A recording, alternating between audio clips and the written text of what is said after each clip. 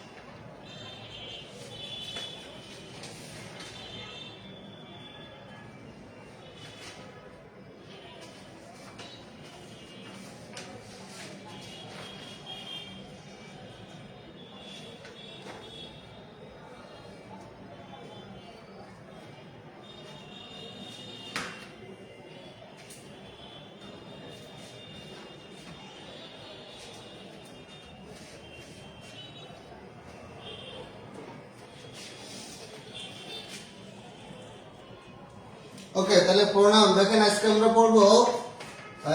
এখন আমরা পড়বো রিসিপ্রোকাল প্রোনাউন।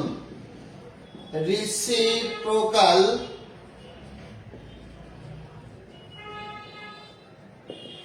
Reciprocal pronoun.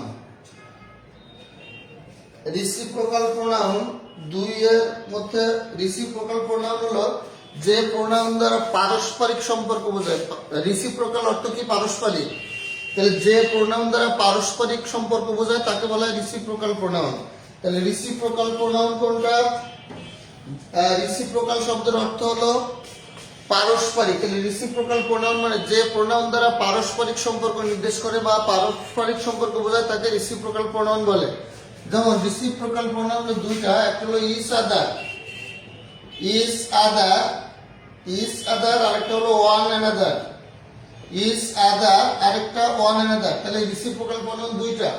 তাহলে দুইয়ের মধ্যে রিসিপ্রোকাল প্রোনাউন কয়টা? দুই প্রকার, দুইটা। একটা হলো ইজ আদার আরেকটা ওয়ান অ্যানাদার। তাহলে দুইয়ের মধ্যে খেয়াল করেন, দুইয়ের মধ্যে বা দুইজনের মধ্যে, দুইয়ের মধ্যে বা দুইজনের মধ্যে, দুইজনের মধ্যে বুঝায়। তাহলে দুইয়ের মধ্যে বা দুইজনের মধ্যে বুঝালে সেটা ইজ আদার বসে। আর দুইয়ের অধিক, দুইয়ের অধিক অথবা দুইজনের অধিক, দুইয়ের অধিক অথবা দুইজনের, দুইজনের অধিকের মধ্যে, অধিকের মধ্যে, অধিকের মধ্যে বোঝায়। তাহলে সেটা কি? ওয়ান অ্যানাদার, তাহলে দুইজনের মধ্যে বোঝাইলে কি হবে ইজ আদার, আর দুইয়ের অধিক বা দুইজনের অধিকের মধ্যে বোঝাইলে ওয়ান অ্যানাদার বসে। তাহলে দেখেন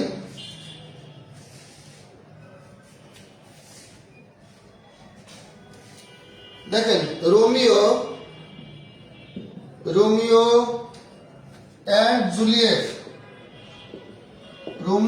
জুলিয়েট লাভ ইজ আদার অথবা ওয়ান অ্যানাদার, ইজ আদার অথবা ওয়ান অ্যানাদার, অথবা আমরা বলতে পারি John and Mary are dating,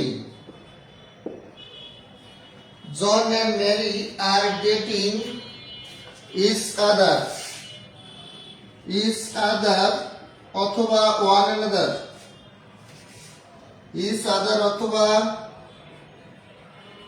one another,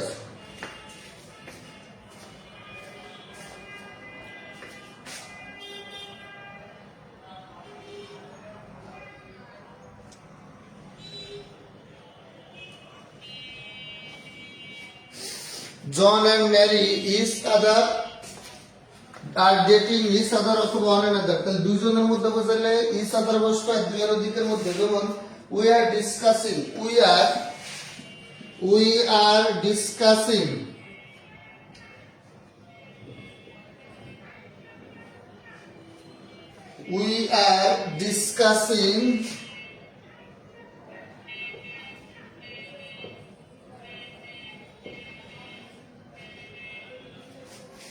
one another অথবা each other,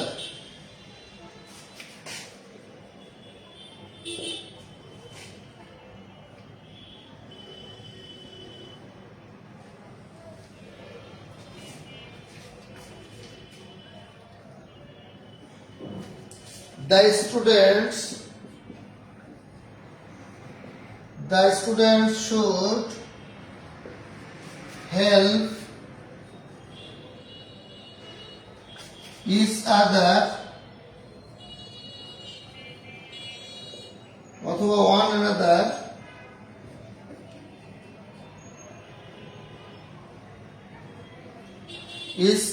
অথবা one another in their study,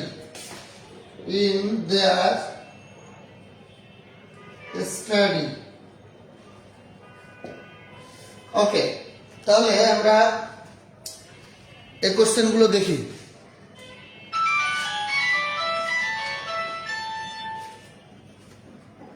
hello, বলেন ক্লাসে।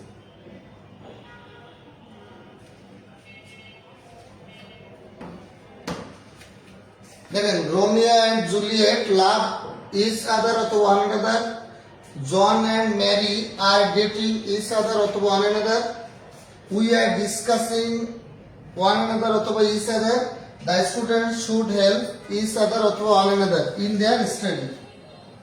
তাহলে আমরা অ্যান্সার করব কিভাবে? আমরা দেখব যদি দুইজনের মধ্যে তুলনা করা বোঝায় বা দুইজনের মধ্যে পারস্পরিক কোনো সম্পর্ক বোঝায় তাহলে সেক্ষেত্রে ইচ আদার, আর দুইজন না হলে দুইয়ের অধিকের মধ্যে হলে ওয়ান অ্যানাদার। এখন যদি আমরা দেখি যে দুইজন উল্লেখ আছে, বাক্যের মধ্যে দুইজন ব্যক্তির নাম উল্লেখ আছে বা টু উল্লেখ আছে, তাহলে আমরা ইচ আদার অ্যান্সার করব।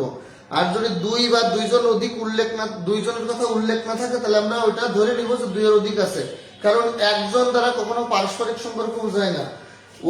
ওয়ান দ্বারা কখনো, অর্থাৎ একজনের মধ্যে কখনো রিসিপ্রোকাল প্রোনাউন হয় না। রিসিপ্রোকাল প্রোনাউন বা পারস্পরিক সম্পর্ক বোঝাতে গেলে সর্বনিম্ন দুইজন থাকতে হবে। তাহলে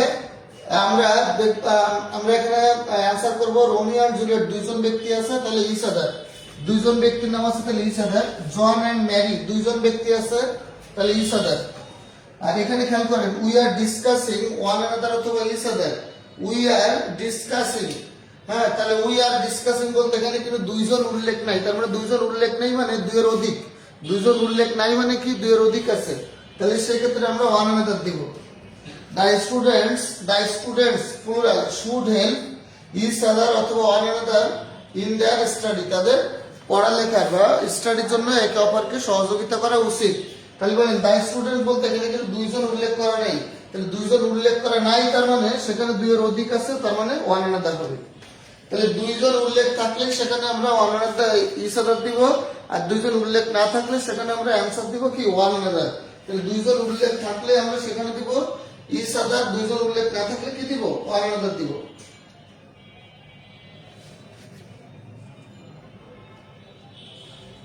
ওকে, তাহলে এটা মুছে দিলাম। রেসিপ্রোকাল প্রোনাউন এই দুইটাই ইচ আদার ওয়ান অ্যানাদার, এর বাইরে নাই।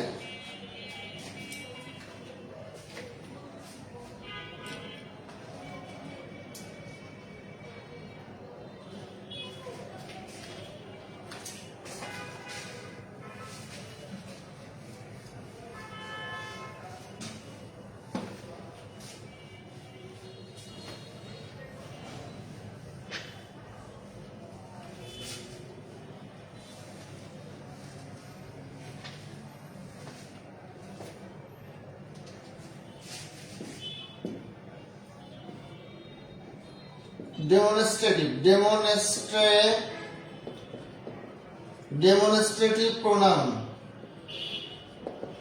ডেমনস্ট্রেটিভ প্রোনাউন, ডেমনস্ট্রেট মানে নির্দেশ করা, ডেমনস্ট্রেটিভ মানে নির্দেশ করা। তাহলে ডেমনস্ট্রেটিভ প্রোনাউন মানে নির্দেশক সর্বনাম। ডেমনস্ট্রেট মানে নির্দেশ করা, ডেমনস্ট্রেটিভ প্রোনাউন মানে নির্দেশক সর্বনাম। বলেন ডেমনস্ট্রেট মানে কি নির্দেশ করা, ডেমনস্ট্রেটিভ প্রোনাউন মানে নির্দেশক সর্বনাম। নির্দেশক সর্বনাম কোনগুলো খেয়াল করেন, দিস। নির্দেশক সর্বনাম কোনগুলো, this, that, this, those. This, that, this, those. এই দিস হলো সিঙ্গুলার, তার প্লুরাল হলো টিআইসিএসি দিস, আর দ্যাট প্লুরাল, দ্যাট সিঙ্গুলার, এর প্লুরাল হলো টিআইসওএসি। তাহলে this, this demonstrative pronoun this, টিআইএস, দিস এর প্লুরাল ফর্ম টিআইসইএসি, আর দ্যাট টিআইসএটি, দ্যাট এর প্লুরাল টিআইসওএসি, দোজ। তাহলে এইগুলো হলো ডেমনস্ট্রেটিভ প্রোনাউন। এখন ডেমনস্ট্রেটিভ প্রোনাউন পরীক্ষা আসবে কেমন, যেমন 36তম বিসিএস একটা কোশ্চেন দিয়েছিল, আর ডেমনস্ট্রেট 36তম বিসিএস এর কোশ্চেনটা ছিল দ্যাট। কোশ্চেনটা ছিল what kind of pronoun, what kind of pronoun, what kind of pronoun is that। এই কোশ্চেনটা এসেছিল 36তম বিসিএস এ। 36 বিসিএস এর কোশ্চেন ছিল what kind of pronoun is that। অপশনে দেওয়া ছিল ডিস্ট্রিবিউটিভ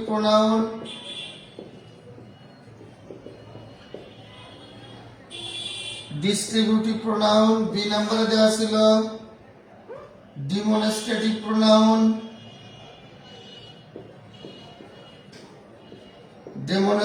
প্রোনাউন, সি নম্বর অপশনে দেওয়া ছিল রিলেটিভ প্রোনাউন, ডি নম্বর অপশনে দেওয়া ছিল রিসিপ্রোকাল প্রোনাউন।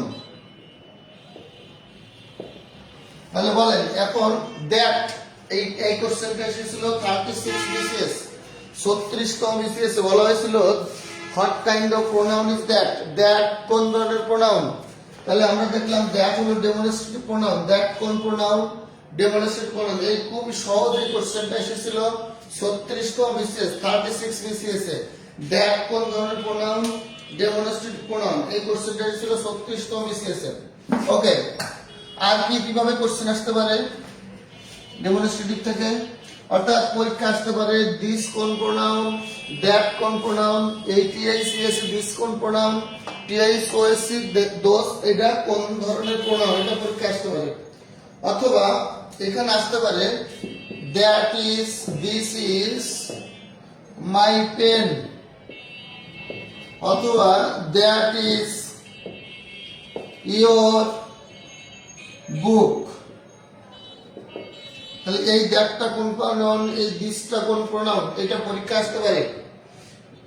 তাহলে ওইভাবে দ্যাট কোন প্রোনাউন, দিস কোন প্রোনাউন ওইভাবে আসতে পারে। আবার এইভাবে বাক্যের মধ্যে this is my pen, underline করা থাকবে দিস, এই দিসটা কোন pronoun, that is your book, এই দ্যাটটা কোন প্রোনাউন, এটা কিন্তু আন্ডারলাইন করে বলা থাকবে। তাহলে this is my pen, that is my book, এখানে দিস কোন প্রোনাউন, এখানে দ্যাট কোন প্রোনাউন, তাহলে আমরা অ্যানসার করব এটা ডেমনস্ট্রেটিভ প্রোনাউন। আমরা অ্যানসার করব কি, এটা ডেমনস্ট্রেটিভ প্রোনাউন।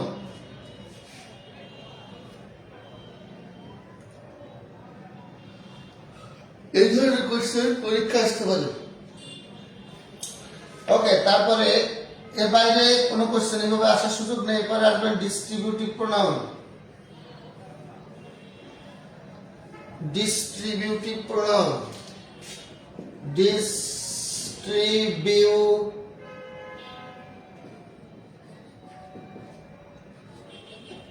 Distributive pronoun. এবার আমরা শিখব ডিস্ট্রিবিউটিভ প্রোনাউন। ডিস্ট্রিবিউটিভ প্রোনাউন মানে কি, ডিস্ট্রিবিউটিভ প্রোনাউন গুলো হলো each, every, either, neither. Distributive pronoun কোনগুলো, each, every, either, neither. Distributive pronoun কোনগুলো, each, every, either, neither. Distributive pronoun each, every, either, neither, এগুলো হলো ডিস্ট্রিবিউটিভ প্রোনাউন। দেখেন ইজ, এভরি এই দুটো বসে অনেকের মধ্যে, অনেকের মধ্যে একটি বোঝাতে, অনেকের মধ্যে একটি বা অনেকের মধ্যে প্রত্যেকটি বোঝাতে। আর দুইয়ের মধ্যে, দুইয়ের মধ্যে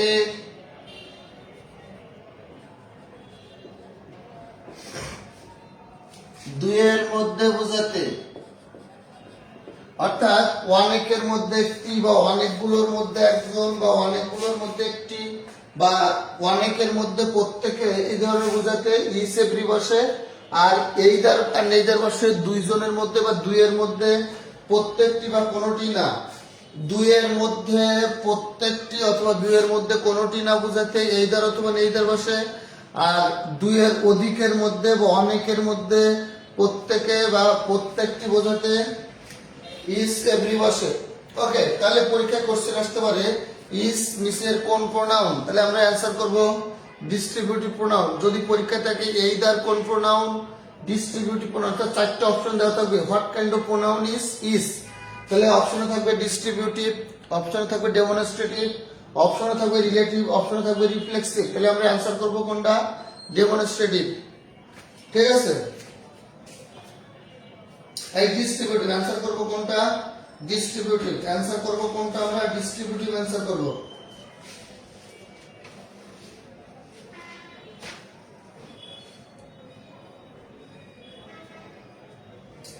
তাহলে দুইয়ের মধ্যে তাহলে আমরা একটু লিখে নিই এটা। দুইয়ের মধ্যে প্রত্যেককে, দুইয়ের মধ্যে প্রত্যেকে বোঝাতে, দুইয়ের মধ্যে প্রত্যেকে বোঝাতে এইদার বসে, দুইয়ের মধ্যে প্রত্যেকে বোঝাতে এইদার বসে, কিন্তু দুইয়ের মধ্যে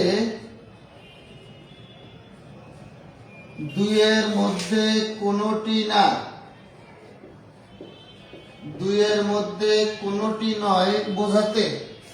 দুইয়ের মধ্যে প্রত্যেকে বোঝাতে এইদার বসে, দুইয়ের মধ্যে কোনোটি না বা দুইয়ের মধ্যে একটাও না, দুইয়ের মধ্যে কোনোটি নয় অথবা একটিও নয়, অথবা একটিও নয়, অথবা একটিও নয়, একটিও নয় বোঝাতে নেইদার বসে। দুইয়ের মধ্যে প্রত্যেকটি বোঝাতে এইদার বসে, কিন্তু দুইয়ের মধ্যে কোনোটি না বা দুইয়ের মধ্যে একটিও না বোঝাতে নেইদার বসে। দেখেন I have 2 apples. I have 2 apples. I have 2 apples. আমার কয়টা আপেল আছে? আমার 2টা আপেল আছে। And either বলেন either of them either of them is pure. আবার আমি যদি বলি I have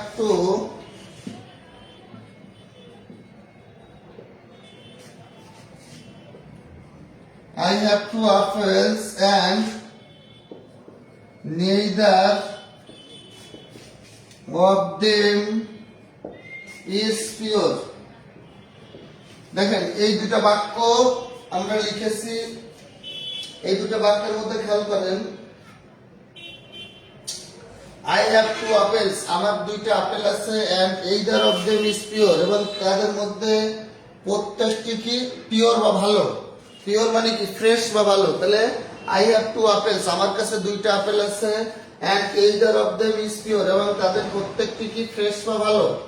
I have পরের বাক্যটা I have 2 apples, আমার 2টি আপেল আছে and neither of them is pure, এবং তাদের মধ্যে কোনোটি ভালো না। হ্যাঁ, পরের বাক্যের অর্থ হলো আমার কাছে 2টা কি আছে আপেল আছে আর নেইদার মানে কোনোটি না।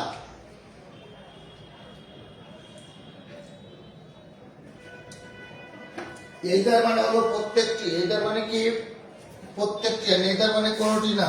তাহলে উপরের বাক্যটা হলো I have 2 apples, আমার কাছে 2টি আপেল আছে and either of them is pure, এবং 2টার মধ্যে প্রত্যেকটি ভালো।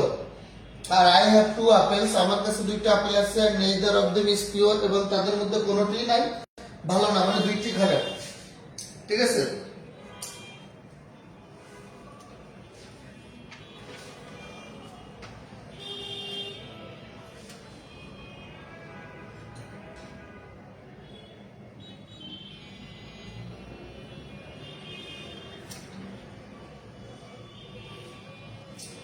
এরপর আসেন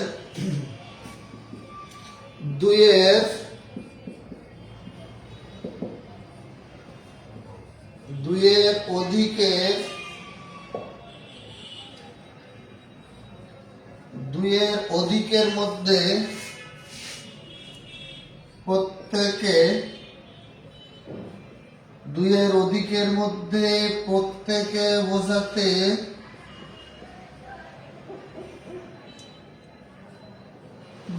অধিকের মধ্যে প্রত্যেকে বোঝাতে ইস অথবা এভরি, ইস অথবা এভরি বসে। 2-এর অধিকের মধ্যে প্রত্যেকে বোঝাতে ইস অথবা এভরি বসে। তাহলে 2 জনের মধ্যে বোঝাইলে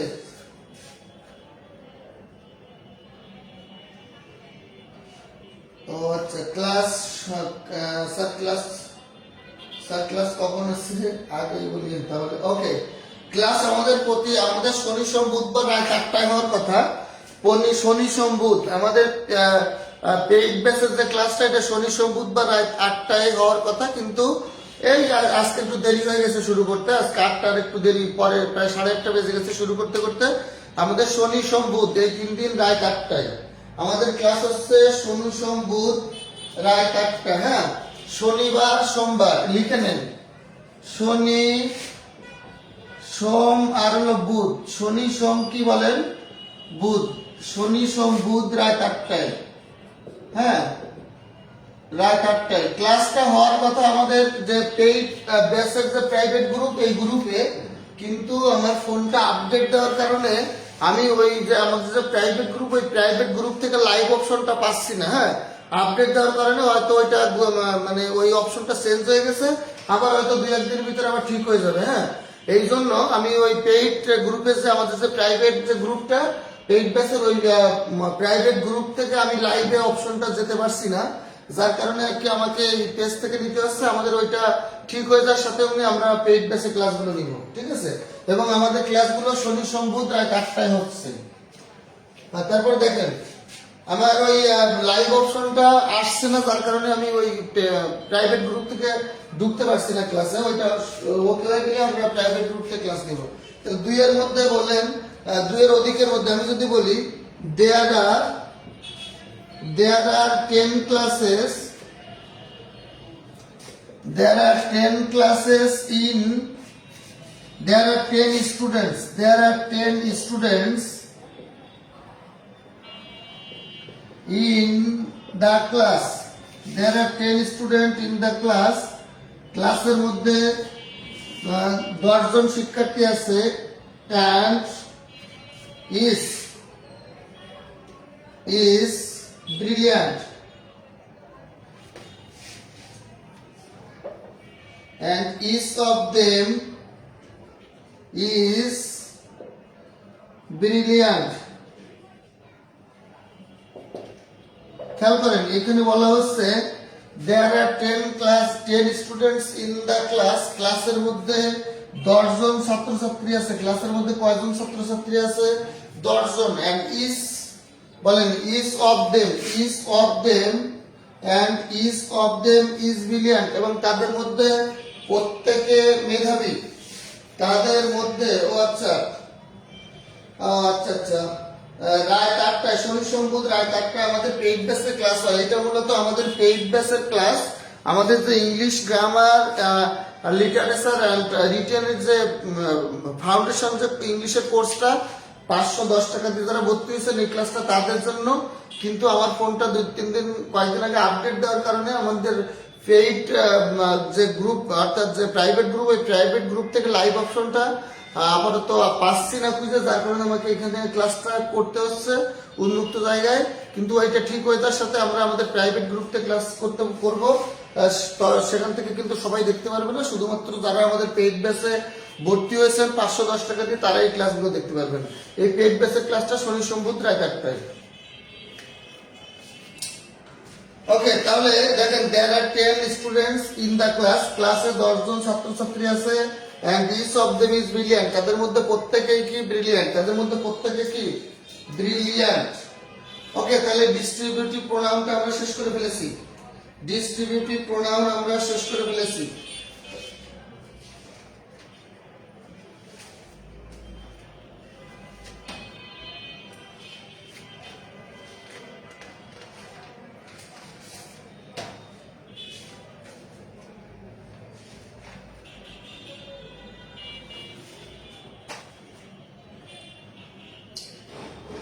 আগের ক্লাসগুলো কোথায় পাবেন? আগের ক্লাসগুলো আমাদের পেইড বেসে সবগুলো আমি ডাউনলোড করে দিয়েছি। যারা ভর্তি হয়েছেন, যারা এই কোর্সে অর্থাৎ ইংলিশ গ্রামার, রিটেন অ্যান্ড লিটারেচারের যে ফাউন্ডেশন কোর্স, 100-এর অধিক ক্লাস, এবং এই কোর্সটা 4 থেকে 6 মাস মেয়াদী কোর্স, এবং এই কোর্সে শিক্ষক নিবন্ধন, প্রাইমারি, বিসিএস, নন ক্যাডার সহ যত পরীক্ষা আছে সব পরীক্ষা ইংলিশের একটা পূর্ণাঙ্গ কোর্স 510 টাকা দিয়ে যারা ভর্তি হয়েছেন, এবং পেইড গ্রুপে আমি ক্লাসগুলো সব সেখানে আপলোড দিয়ে দিচ্ছি, সেই ক্লাসগুলো যারা সেখানে দেখতে পারবেন। ঠিক আছে, ওকে, এরপর একটা আসেন।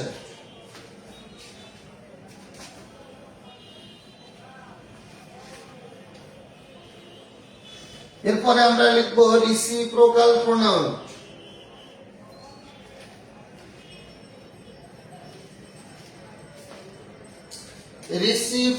এরপরে রিফ্লেক্সিভ প্রোনাউন, রিফ্লেক্সিভ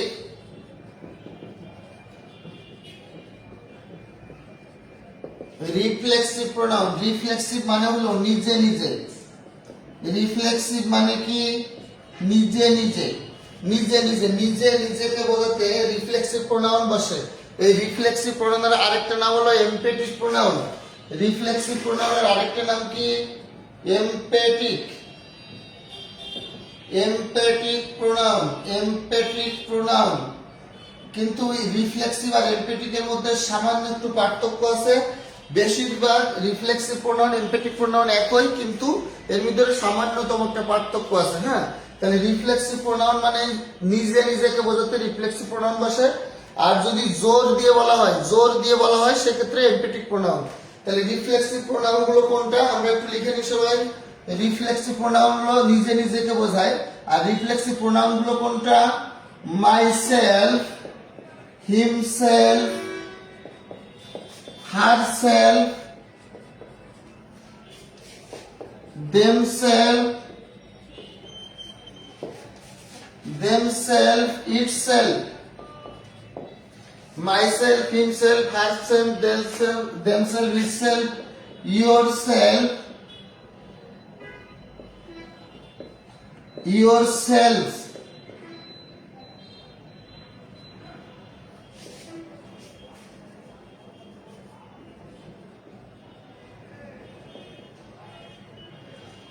yourself আর হলো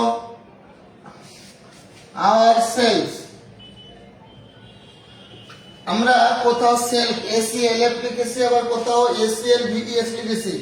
যদি সিঙ্গুলার হয় তাহলে এসিএলএফ, যদি সিঙ্গুলার হয় তাহলে সেটা হবে এসিএলএফ, আর যদি প্লুরাল হয় বহুবচন হয় একের বেশি হয় তাহলে সেটা হবে সেলফ।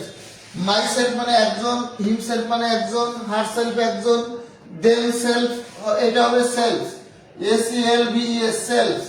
দেম সেলফ, দেম মানে কি একের অধিক, দেম মানে কি বলেন তো, দেম হলো একের অধিক, দুইজন থেকে ততোধিক, তাহলে দেম সেলফ হবে। ইট সেলফ হলো একটা। তারপরে দেখেন ইওর সেলফ, ইউটা সিঙ্গুলার হতে পারে, প্লুরাল হতে পারে, এজন্য ইওর সেলফ হতে পারে, ইওর সেলফ হতে পারে। আর উই হলো প্লুরাল, এজন্য এর রিফ্লেক্সিভ ফর্মটা হবে আওয়ার সেলফ। তাহলে এসিএলএফ সেলফ বসে কখন সিঙ্গুলারের ক্ষেত্রে, আর বিএস সেলফ বসে কখন প্লুরালের ক্ষেত্রে। ওকে, তাহলে এখান থেকে কোশ্চেনটা কেমন আসবে, যেমন পরীক্ষায় কোশ্চেন আসে হি কিল্ড, পরীক্ষায় কোশ্চেন আসে হি কিল্ড, পরীক্ষায় কোশ্চেন আসে হি কিল্ড হিমসেলফ, হি কিল্ড হিমসেলফ। খেয়াল করেন এই যে হিমসেলফ বলেন আই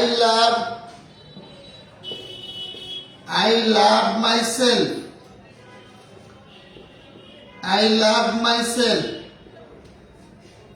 She fanned herself.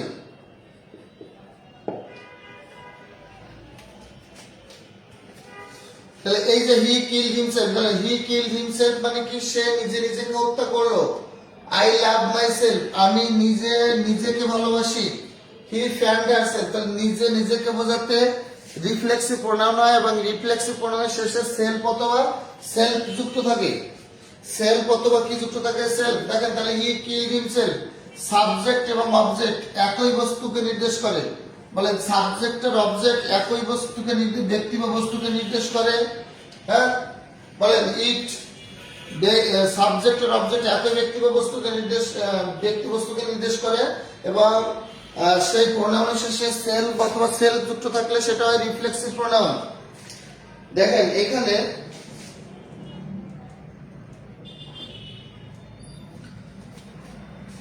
এগুলো সব বলেন হিমসেলফ, মাইসেলফ, হারসেলফ এটা রিফ্লেক্সিভ প্রোনাউন। কিন্তু আমি যদি বলি আই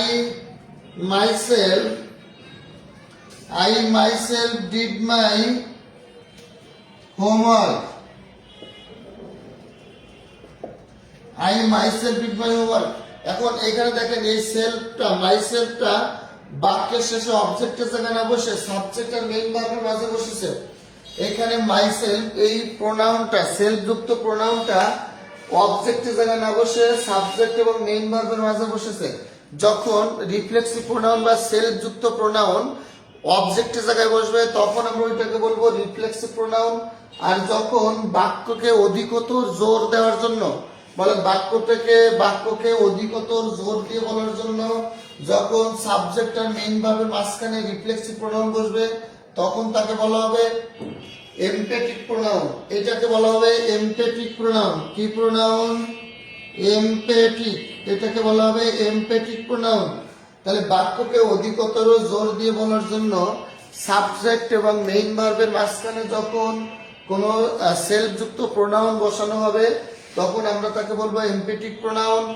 আর নিজেকে বোঝাতে অবজেক্টের জায়গায় যদি সেলফ যুক্ত প্রোনাউন লেখা হয় তাহলে তখন ওইটার নাম হবে রিফ্লেক্সিভ প্রোনাউন। তাহলে হি কিল্ড হিমসেলফ, এই হিমসেলফটা reflexive pronoun. I love myself, এই মাইসেলফটা reflexive pronoun. She found herself, এই হারসেলফটা রিফ্লেক্সিভ প্রোনাউন। কিন্তু I myself did my homework, এইখানে মাইসেলফটা কিন্তু অবজেক্টের জায়গায় বসেনি, সাবজেক্ট এবং মেইন ভার্বের মাঝখানে বসে ওই বাক্যটাকে অধিকতর জোর দিয়ে বলা হচ্ছে, যার কারণে এটাকে আমরা বলবো এমপেটিক প্রোনাউন। এটাকে আমরা কি বলবো? এমপেটিক প্রোনাউন। এখন বলেন রিফ্লেক্সিভ প্রোনাউন আর এমপেটিক প্রোনাউন এই দুটো ক্লিয়ার বুঝতে পেরেছেন কিনা? রিফ্লেক্সিভ প্রোনাউন এবং এমপেটিক প্রোনাউন দুটো ক্লিয়ার হয়েছে কিনা? এমপেটিক এবং রিফ্লেক্সিভ প্রোনাউন দুটো ক্লিয়ার হয়েছে কিনা? হ্যাঁ, এবার আরো একটু দেখেন, একটু অন্যভাবে আমরা এটাকে শিখবো। এইভাবে কোশ্চেন আসে পরীক্ষায়। I will avail myself. I will avail myself of the opportunity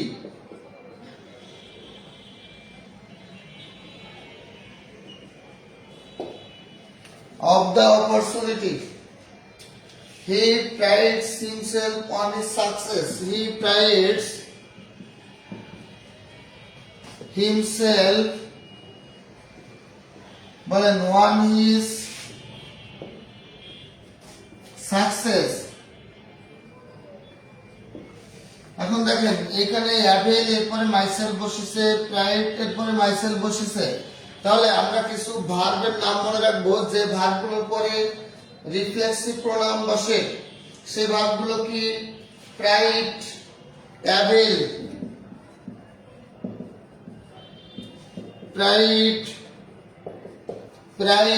avail,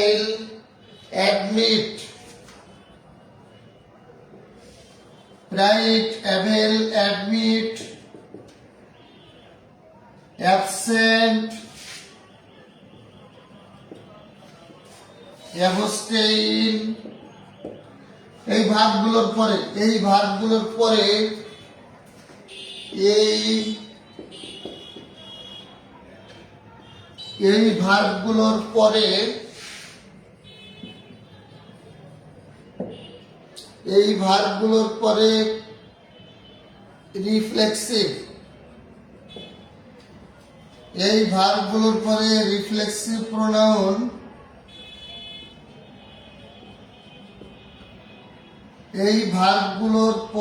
reflexive, pronoun, বসে।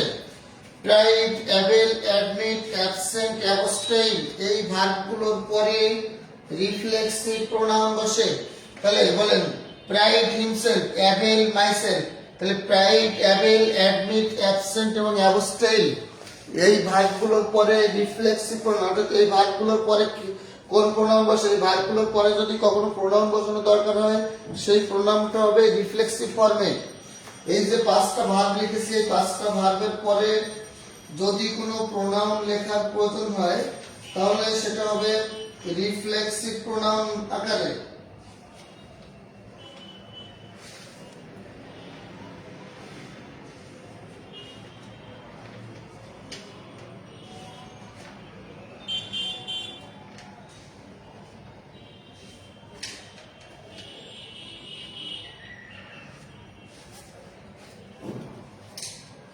ওকে, তাহলে রিফ্লেক্সিভ প্রোনাউন শেষ। এবার আমরা পড়ব ইনডেফিনিট প্রোনাউন।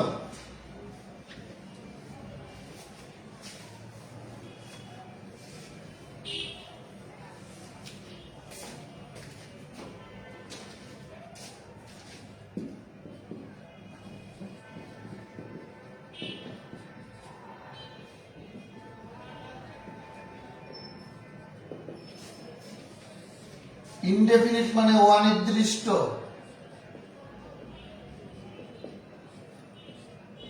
ইনডেফিনিট প্রোনাউন মানে কি? অনির্দিষ্ট। ইনডেফিনিট মানে হলো অনির্দিষ্ট, অর্থাৎ যে প্রোনাউন দ্বারা অনির্দিষ্ট কোনো ব্যক্তি বা বস্তুকে নির্দেশ করে। যে প্রোনাউন দ্বারা অনির্দিষ্ট কোনো ব্যক্তি বা বস্তুকে নির্দেশ করে সেটা হলো ইনডেফিনিট প্রোনাউন। তার মানে এখানে কোনো নির্দিষ্ট করে কাউকে বোঝাবে না। এই প্রোনাউন দ্বারা নির্দিষ্ট করে কোনো ব্যক্তি বস্তুকে বোঝাবে না, অনির্দিষ্ট করে বোঝানো হবে। অর্থাৎ এখানে নির্দিষ্ট না, আপনি কাকে বলছে এটা বুঝতে পারবেন না। হ্যাঁ, যেমন ইনডেফিনিট প্রোনাউন গুলো কি কি আমরা একটু সেগুলো পড়ি। ওয়ান, মেনি, এনি, সাম, নান,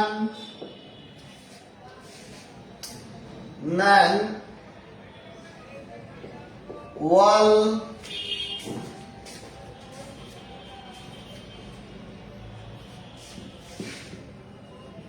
someone, somebody,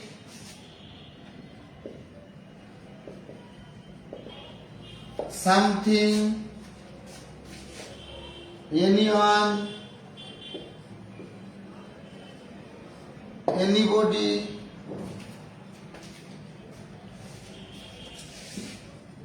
anything,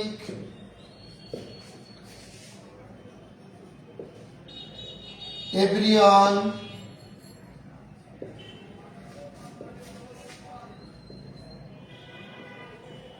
everybody, everything, no one, nobody,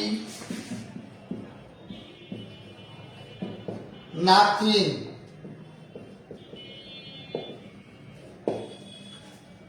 এগুলো হলো ইনডেফিনিট প্রোনাউন। দেখেন ইনডেফিনিট প্রোনাউন গুলো কি কি আমরা লিখেছি খেয়াল করেন। One, many, any, some, none, all. Someone, somebody, something, anyone, anybody, anything, everyone, everybody, everything, no one, nobody, nothing. এই প্রোনাউন গুলোকে কি বলা হবে? Indefinite pronoun. এই প্রোনাউন গুলো কি হবে বলেন তো? Indefinite pronoun. এই ইনডেফিনিট প্রোনাউন মানে আমি যদি বলি ওয়ান, আমি কাকে বলেছি কেউ নির্দিষ্ট করে বলতে পারবেন না।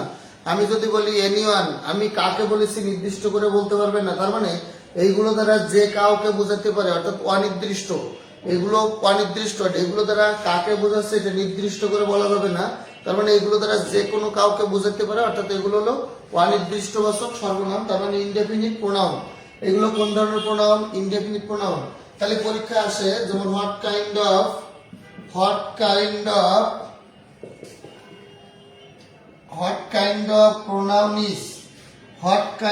pronoun is one. হ্যাঁ, ওয়ান নিচের কোন ধরনের প্রোনাউন? অপশন এ তে distributive pronoun,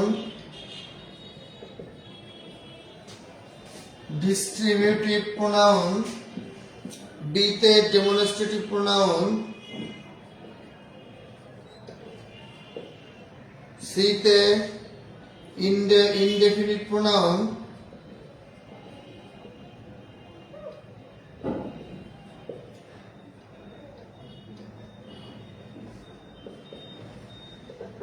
indefinite pronoun, D তে reflexive pronoun.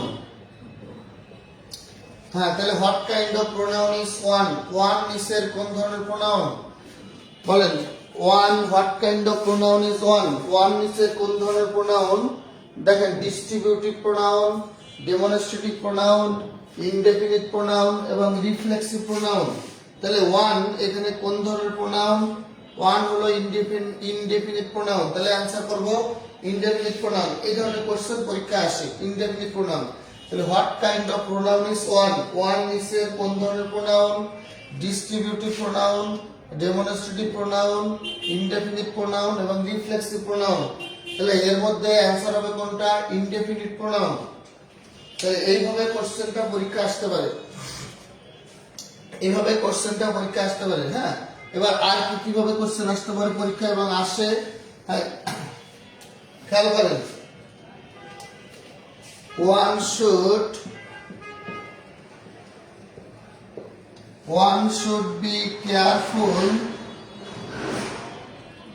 should be careful about dash duty. One should be careful dash duty.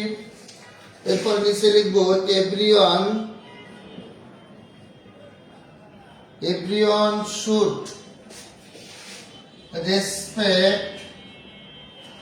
everyone should respect dash parents. দেখেন খেয়াল করেন এই দুটা কোশ্চেন কিন্তু পরীক্ষায় বারবার করে আসে। One should be careful about dash duty. আমরা মনে রাখবো ওয়ান যদি বাক্যের সাবজেক্ট হয়, বলেন ওয়ান যদি কোনো বাক্যের সাবজেক্ট হয় তাহলে তার পরেসিভ হিসেবে ওয়ান্স বসবে। ওয়ান এর সাথে একটা অ্যাপোস্ট্রোফ এস দিতে হবে, বলেন ওয়ান যদি কোনো বাক্যের সাবজেক্ট হিসেবে বসে তার পরেসিভ অ্যাডজেক্টিভ হবে once.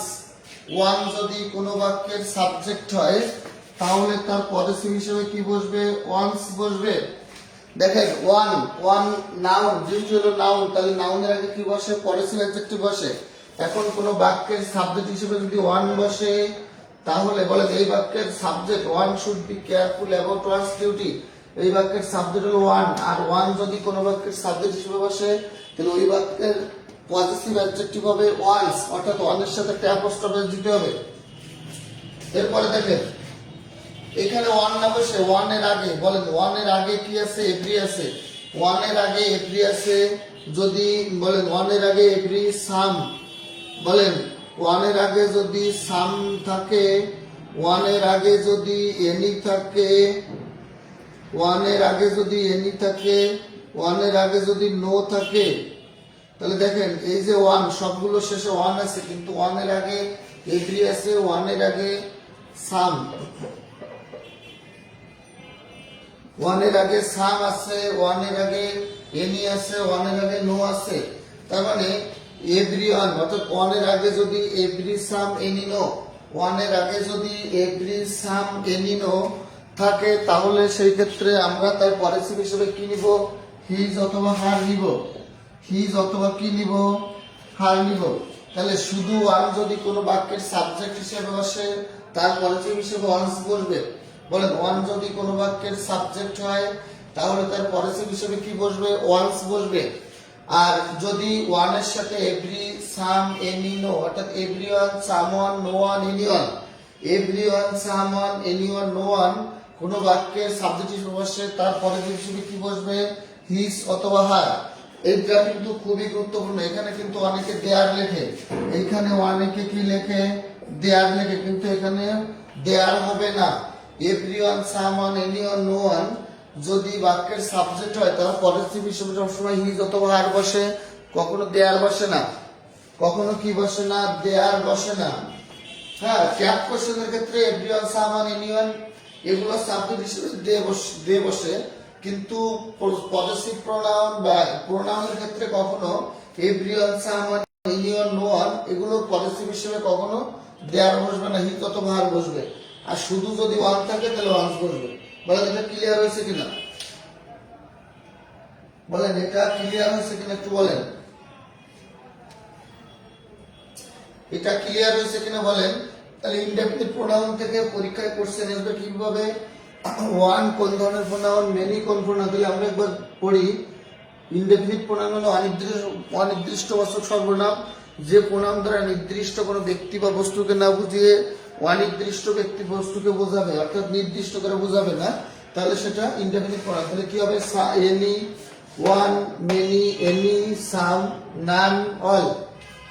someone, somebody, something, anyone, anybody, anything, everyone, everybody, everything, no one, nobody, nothing. এগুলো কোন ধরনের প্রোনাউন? এগুলো ইনডেফিনিট প্রোনাউন। হ্যাঁ, আর যে কোশ্চেন দুটো পরীক্ষা বেশি আসে সেটা হলো এই দুইটা। One should be careful dash duty, one's duty. One should be careful dash duty, one's duty. আর এভরিওয়ান শুড রেসপেক্ট, এখানে দেয়ার লেখা যাবে না, হিজ অথবা হার। এখানে দেয়ার কিন্তু হবে না, হিজ অথবা হার হবে। তাহলে everyone, someone, anyone, no, অর্থাৎ ওয়ানের আগে যদি এভরি, সাম, নো, এনি থাকে তাহলে তারপরে হিসেবে কি বসবে? হিজ অথবা হার। হিজ অথবা হার যদি যে কোনো একটা থাকে সেটা দিবেন, যদি দুইটা থাকে দুইটা দিবেন। ওকে, তারপরে আমরা পড়ব ইন্টারোগেটিভ প্রোনাউন। এরপরে আমরা পড়ব ইন্টারোগেটিভ প্রোনাউন। 7 নম্বরে আমরা পড়ব interrogative pronoun. Interrogative, interrogative pronoun. Interrogative pronoun, interrogative pronoun কোনগুলো? যে প্রোনাউন দ্বারা প্রশ্ন করা হয়। ইন্টারোগেটিভ প্রোনাউন মানে যে প্রোনাউন দ্বারা প্রশ্ন করা হয়, কোশ্চেন করা হয়, তাকে ইন্টারোগেটিভ প্রোনাউন। যেমন who, whom, what, what, when, why,